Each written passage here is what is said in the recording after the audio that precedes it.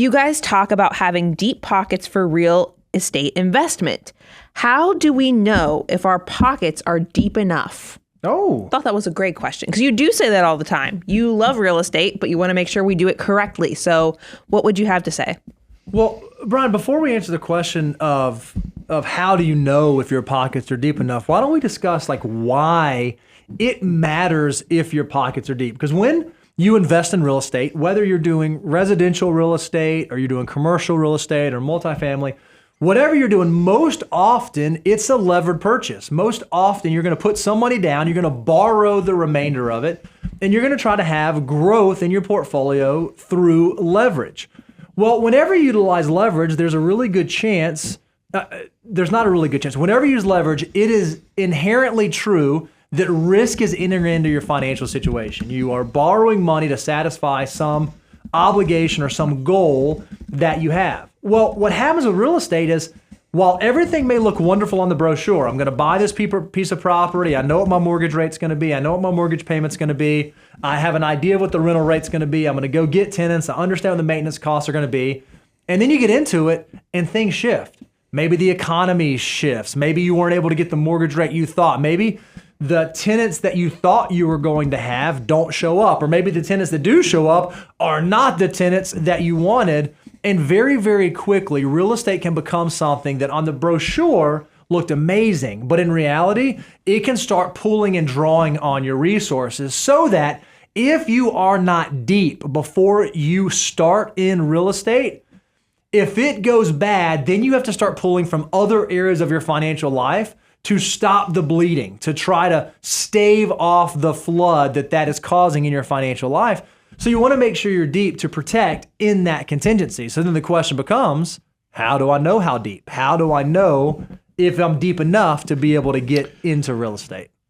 I think about leverage as one of those things. It's magical. We talk about compounding growth as being this eighth wonder of the world. Mm-hmm. Well, imagine the allure of the fact that you can put a small sum of money to get a much bigger asset, that then you get to apply compounding growth, not to what you put in, that small sum, you get to put it on the full asset value. You can see how that is just like intoxicating. Yeah. It really is. The problem comes is that leverage, if all of a sudden, when we talk about financial markets like the S&P 500, if you go look at historic charts, there's what's called a V-shaped recovery, meaning that the force that brings a market down will get so out of whack from where value, true intrinsic value is that there's almost like a pluck effect where the recovery happens very fast and you get back a lot of that money in a short period of time. That's why we talk about V-shaped recoveries. Mm-hmm. The sad thing about assets that are leveraged, because there's recording costs, there's attorneys, there's real estate agents, there's a lot of transactions, a lot of friction costs, and they're highly susceptible to what goes on into the economic world, that these things have what's called a U-shaped mm-hmm. recovery, meaning that when they go down, they stay down for potentially years. And we've seen this in the past. Look, real estate is fascinating. It's awesome. It's a tremendous wealth builder. But what you don't want to see is, and I always have this visual of a sinking ship, and I always tell people when I'm risk mitigating, I realize at some point the ship is going to be saved. This is not the Titanic. There's enough ships around us, and there's other people that are going to rescue us, whether it's the government, whether it's the Federal Reserve, or somebody's going to come before this ship sinks. But I'm going to make sure that myself, for self-preservation, is going to be on the tippity-top deck, because probably over half of these people are going underwater. And that's the problem with leverage, is that people who are faking it, it's the boom or bust cycle, is that they get on this, they see the brochure, but then they don't have the financial foundation, and they're the first ones that go underwater, the first ones devastated. And that's when the smart people, the people who actually can understand the balance of risk and reward, get even better prices, better opportunities, and they swoop in and take advantage of this horrible situation that's been created. So V-Deep, and I don't know if I answered your question, but the V-Deep, the question you ask is, what do you mean on deep pockets? Deep pockets is, you got to have steps 1 through 7 of the financial order of operations underneath you before you even sniff around doing this, is because otherwise you're just faking it. You don't have the emergency reserves. You don't have after-tax assets. You don't even have retirement assets that you can either take a loan or a distribution out of if you've gotten a really bad pickle. You just are out of options.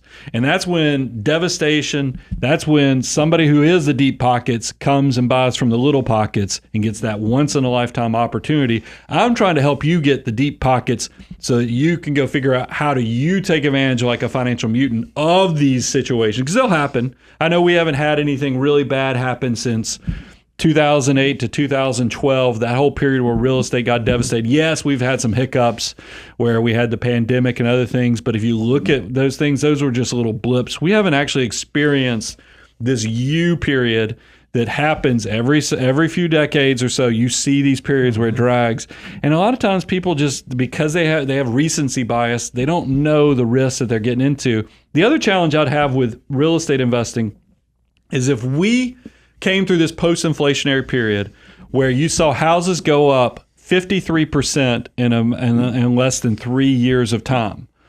Don't you wonder, if we go reversion to the mean, does that mean that a lot of the returns for the next 10 years, were they on the first 3 years? They've already, type of stuff does happen. So don't just assume because you watch real estate go up 53% that the next 7 years are going to make you another 100%. There could be some front end loading, because we all know rates of returns don't come in perfect little annualized boxes. There's big periods of return, and then there's small periods. But when you average it out over the long term, it kind of comes in at a pretty standard level. So, V, if I'm you and I'm trying to decide, are my pockets deep enough? I'm going to assess where I am in the FU. Am I, have I completed steps 1 through 7?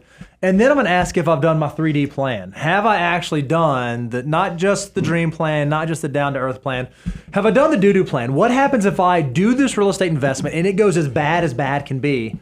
Do I have the financial wherewithal to be able to withstand that? If the only plans that work in your scenario are the down-to-earth plan and the dream plan, but the do-do plan would tank you, I would argue that you are not yet deep enough. So make sure that you do your 3D planning to understand where your risk really lies.